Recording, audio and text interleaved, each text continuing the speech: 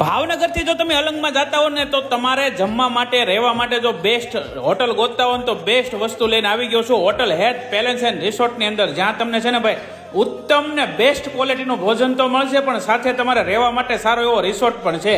અને અહીંનું ફૂડ છે ને ભાઈ રોજે રોજની તાજી ગ્રેવી બનાવવામાં આવે છે, અને પનીર છે ને ભાઈ પોતે જ બનાવે છે, કોઈ કંપનીનું વાપરતા નથી. એટલે અહીંનું ફૂડમાં તો કોઈ કાંઈ ખામી જ નથી.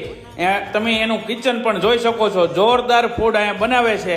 અને મેં એકવાર ટેસ્ટ કર્યું છે ને એટલે હું તમને આ કહી રહ્યો છું ભાઈ, આ હેત પેલેસની સ્પેશિયલ સબ્જી હતી પનીર ટીકા ડ્રાય. એકવાર તમે ટેસ્ટ કરજો ભાઈ, મોજ પડી જશે. ભાવનગરથી જો તમે બગડાણા બાજુ જાઓ તો એકવાર અહીંયા વિઝિટ કરજો, બપોરે જમવા માટે મજા આવી જશે.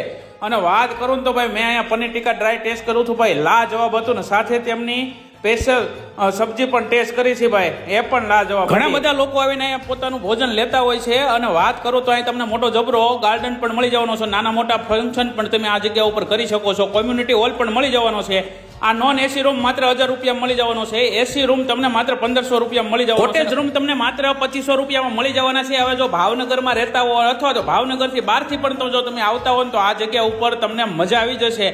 સાથે તમને બાળકો માટે નાનો સ્વિમિંગ પુલ, મોટો સ્વિમિંગ પુલ બે વસ્તુ મળી જવાની છે.